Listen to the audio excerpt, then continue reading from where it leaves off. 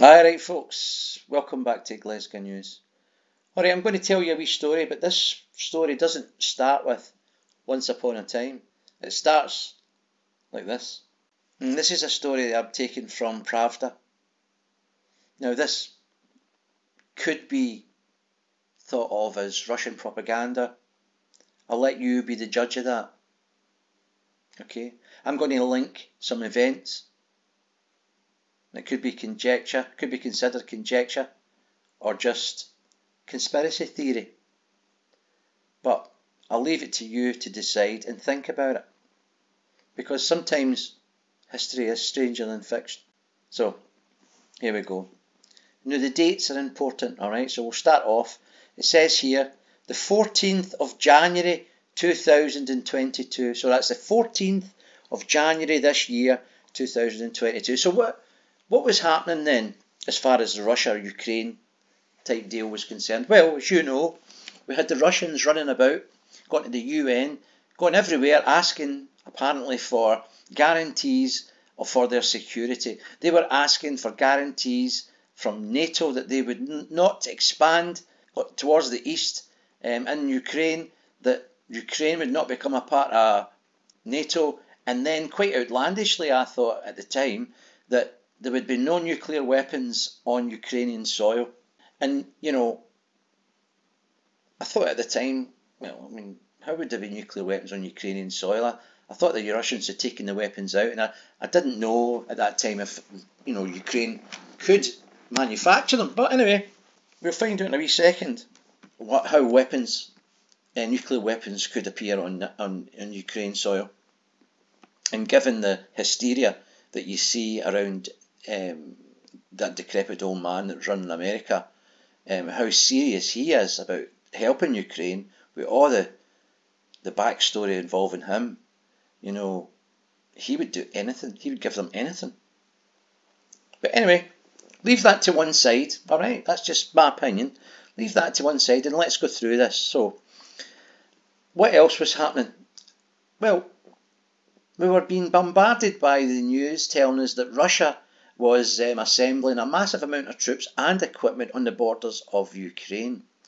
And to all intensive purposes, it seemed to be right out of the blue that for some reason Russia had picked this particular time out of all the other years to have a go.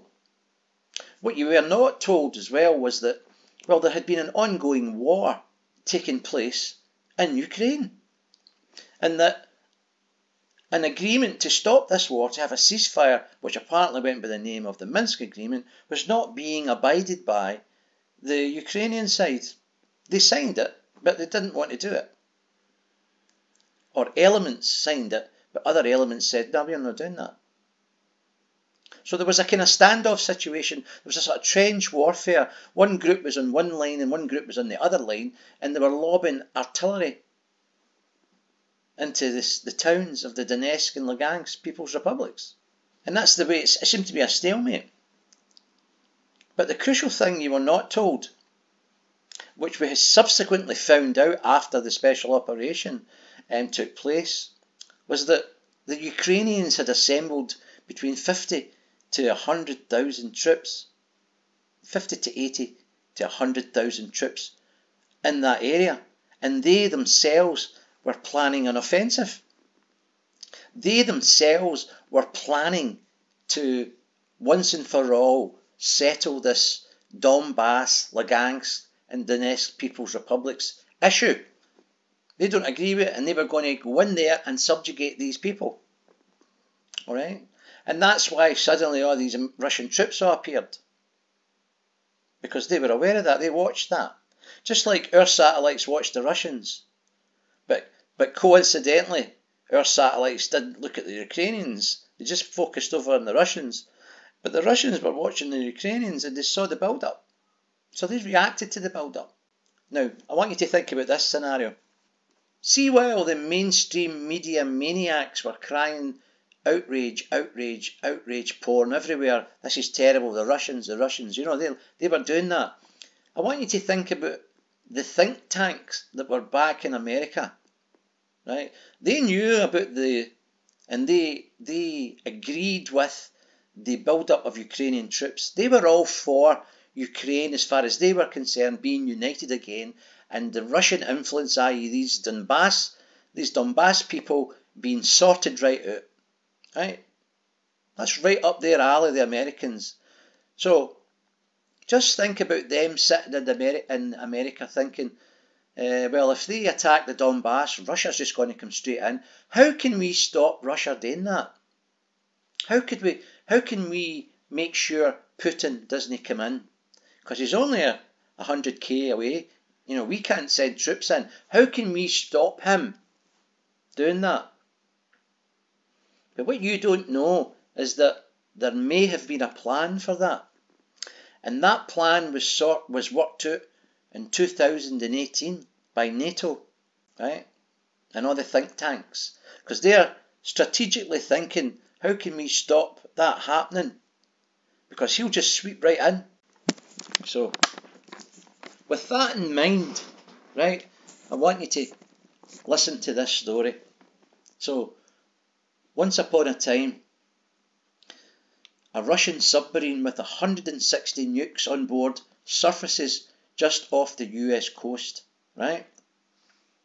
Now this Russian nuclear submarine of the Bore project carries 16 Bulava ballistic missiles on board, and it unexpectedly appeared off the coast of the United States, having caused serious concerns in Washington.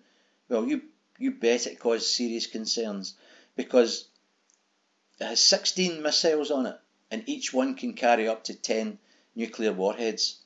Alright, as I say, 160 nuclear warheads hit in any country, even a country the size of America, would take it back to the Middle Ages.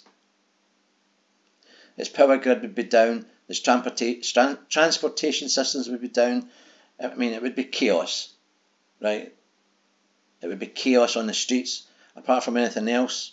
You know, obviously the escalation, etc., would be happening on the other side. But here's the point I'm making. These submarines are designed to stay invisible. They do not surface unless they're in their home port. They leave Murmansk or wherever it left, and then it dives and it doesn't surface for another 6 months. The last place it's going to surface is in the target area, right? It'll come shallow and launch all its missiles. That's about it. But it surfaced, made itself available for all the reconnaissance satellites to see it. There it is. And once it's surfaced, it's no longer invulnerable. It could still launch its missiles, but it's technically on the radar as such, literally. Now, why did it do that? Why was that captain? He was ordered to surface. Now, he wasn't going to Cuba or Venezuela, because I don't believe nuclear powered and nuclear armed submarines go to these areas. I believe surface ships maybe go into these ports. Correct me if I'm wrong though in the comments. No, I believe this was a message. A message to who? I mean, we all know Russia's got submarines, and they will be in the area. Well, yeah, that's a suspicion. But for one to actually surface and say, here I am. I'm here, right off your coast. If you do anything, here I am. Right, okay. So it's either gamesmanship. Think about it as being like chess, a war game. But what prompted that? You know, as I say, on the 14th of January 2022, things on the surface, surface, that's a strange one, isn't it? No pun intended. But things on the surface seemed, although they were getting a bit heated, didn't seem to warrant that. Because that is a provocation, right? So what could cause it? What was the message that was being sent? And why would they send it? Well, I want to talk about this article. Now, this article appeared on the 2nd of the 3rd, that's March 2022. Now, by this time, by this time, the situation had changed dramatically. Russia had started its special operation, and the world now became aware that there were a substantial amount of Ukrainian troops right within the area of the Donbass, and they themselves were in danger of being encircled by the Russian forces. And ultimately that's what happened. You know, you'll listen to some TV pundits saying, oh, they've not taken over Kiev yet. Kiev was not a target. The 50 to 100,000 Ukrainian troops were the target. And so that's how that started progressing. But I want you to listen to this now, because this throws a different light on the subject. And this may explain the hysteria coming out of America, the manufactured rage, right? The manufactured rage porn coming out of America towards everything Russian. Everything Russian. Tchaikovsky, Swan Lake, you know, tennis players. Look what they did to Roman Abramovich. What did Roman Abramovich do to anyone? Just because he has an association. The man has lived here. Think about all that stuff that's still going on. Even now they're banning the letter Z and they're banning the letter V. That's how warped things have become. But let me get back to this. So this appeared on the 2nd of the 3rd, 2022, sometime after that mysterious boat, nuke boat, surfaced off the coast of America. So it says here, NATO uses Ukraine as a Trojan horse to strike a nuclear blow on Russia. Right. It says, can the West arrange a large-scale military provocation against Russia and use Ukraine as a Trojan horse? That's a question.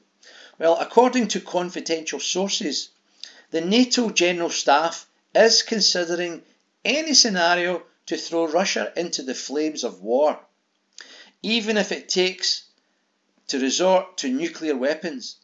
It seems that we are witnessing Operation Barbarossa 2, a plan unfolding before our very eyes.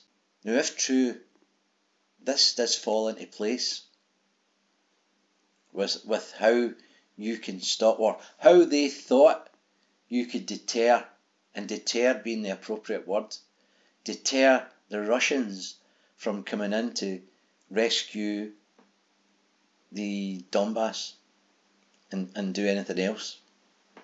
But I'm alluding to it, but you'll get there in a minute. So, Operation Barbarossa. Operation Barbarossa 2. The original Barbarossa was Hitler invading Russia via Ukraine. That's the way to Moscow, right? It's always been that way. So, it says here, in 2018, right, that's 2018, the former head of the Internal Security Service of the French Ministry of the Interior, General, he says his name here, it's Van Blot, a former member of the National Anti-Terrorism Committee of France, sent me a document that he asked that I not make public until after his death. He did die later that same year, by natural causes, I hope. The document is a summary in German of the minutes of a NATO meeting to elaborate the Barbarossa plan, the Barbarossa 2 plan. It goes about the plan to create permanent hotbeds of tension on the borders with Russia and organise provocations against local Russian-speaking population and openly prepare for a war with Russia. So it goes about the plan to create permanent hotbeds of tension on the borders with Russia, Donbass, right, and organise provocations against local Russian-speaking population and openly prepare for a war with Russia. Openly prepare for a war with Russia. At the same time, judging from the conversations with several French generals, the author of this article came to realise that NATO was planning its attack on Russia through Ukraine rather than directly. So this was all being orchestrated by NATO, according to several French generals and the French Minister of the Interior, who was given this, the guy that wrote this article, this information. As we all can see now, this document was not just a waste of paper. Unfortunately, there is even more terrible information within it. It concerns a possibility of a nuclear provocation on the border with Russia to develop a large-scale conflict on the European continent. Now that's quite a complicated paragraph. I'm going to read it again, right? As we can all see now, that this document was not just a waste of paper. Unfortunately, there is even more terrible information in it. It concerns a possibility of a nuclear provocation on the border with Russia to develop a large-scale conflict on the European continent. Now, that's like a war game.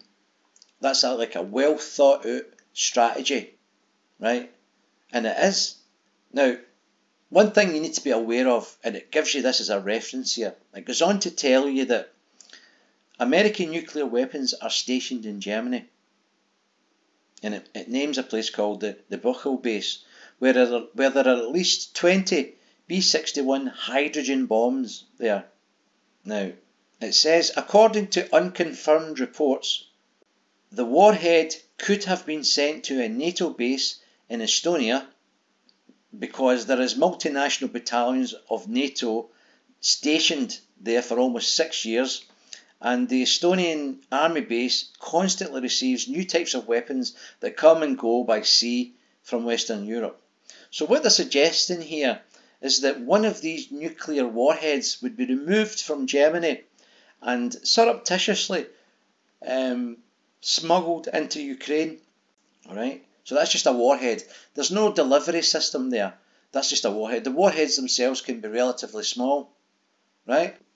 So it says here, the source suggests that the warhead could subsequently end up in Kharkiv, where, at the hysterical demand of the Ukrainian government, the United States should deploy THAAD anti-missile defence batteries. So, there's a pretext here.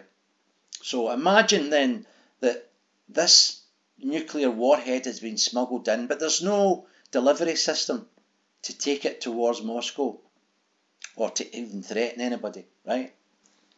So what they are projecting here is that suddenly, because of the tensions between Russia and Ukraine, there's a hysterical demand by the Ukrainian government, and they're always hysterical. They're always asking for weapons, and they get them, don't they?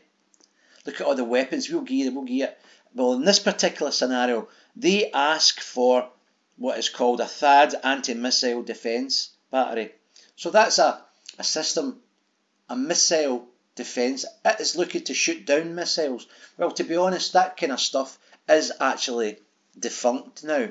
But it would be a good pretext to bring in what is known as a Mark 41. So the United States would then deploy a Mark 41 near Kharkiv, or maybe they bring in something that can deliver this nuclear weapon. So now what you've got on Ukrainian soil is a nuclear armed missile. So we're going to move on, right? And the author was told this: Washington may well consider the following scenario. As soon as the Ukrainian army goes on an offensive in the Donbass, Russia will be advised not to interfere in those events, as Kiev may use nuclear weapons against Moscow. And then you have your fait accompli. And in the eyes of the tacticians, they think that deterrent is already there. What are you going to do about it? Just like the submarine. You see the message? The missiles here, you can take pictures of it if you like. If you interfere, we're going to fire this at Moscow. That would be quite a deterrent for the Russians, wouldn't it? There's a lot of people in Moscow. It would give them thought, wouldn't it? You could see a tactician. You could see a think tank coming up with that one. So in essence, you would have the proliferation of nuclear weapons by the Americans. Those are the ones that are against proliferation of nuclear weapons, if I'm not correct. But it's nothing to them to go back and even their own values, right, when it suits them. Because Russia is the target. Because once the Donbass had been sorted out, Russia backed off, they would go in, subjugate the people, and because there's nuclear weapons already there, Russia can't do anything. NATO just moves right in, and they start putting loads of nuclear weapons in, and that's what the Russians knew about. That's what the Russians found out about. It wasn't conjecture on their part to suggest that, oh, NATO is going to come into Ukraine and they're going to get nuclear weapons. The West poo-pooed that idea, didn't they? They said, no, they're just making that up. That's an excuse. It's not an excuse. It's a fact. That's why that submarine popped up in January. You've got your nuclear weapons. You're going to tell me about that, are you? Well, there you are. There's 160 sitting off Washington's coast. You know, I don't know how many bomb shelters are in America, right? I'm sure Nancy Pelosi will be able to get to one. But see all the CNN reporters, all your journalists, they'll not make it. None of us make it. And that's what's so weird about these people. I mean, could you imagine by some miracle after a nuclear conflict, a nuclear exchange, massive nuclear exchange, the world's in chaos, and Jim Acosta survives it. Jim Acosta's walking down the street, all that kind of dishevelled way, still got his tie on, but it's kind of loosened off a bit. And he's walking down the street, and there's this, after about a month, and there's this guy walking towards him, his hair all burnt off. Jim says to him, "You alright?" That was the Russians that done that. You know, I could just imagine the guy looking at Jim Acosta and thinking, it's dinner time. Because that's what we would end up doing. We would be cannibals. You know? I know I would. Anyway, folks, so, listen. Tell me what you think of this scenario. When I read this, when I put the pieces together, I thought it was entirely possible. Given the subsequent findings that there was 100,000 troops sitting there ready to do something. They weren't just sitting there. They had been built up. The CIA guy arriving, for what? Had he come there to tell them about the weapon? Did he come there to tell them that there was a nuclear weapon in Kiev? We think there's a nuclear weapon in Kiev, and they might fire it. Was all their bluffs just called? If it was, what a poker player President Vladimir Putin is. But in ending, I'll say that I don't want war between Russia and Ukraine. I don't like what's happening there on both sides. I certainly don't like the Azovs torturing prisoners of war. You know, where are our diplomats? Where are our politicians suing for peace? Where are they? Instead, we've got a decrepit old man telling us we're in it for the long haul. A man who would do anything to start a war with Russia, it seems. A man who can hardly speak. A man who can't even control his bowel movements. Shits himself, literally, when he was on a trip to Rome. Shit himself when he was visiting the Pope. Literally. Lost it completely. They covered that up, but I've got my sources. Mother of all talk shows. George Galloway. He told me all about it. Anyway, folks, listen. If you like the content, hit the like button, share and subscribe, because that's what I've got to say about that. Peace out. How dare you!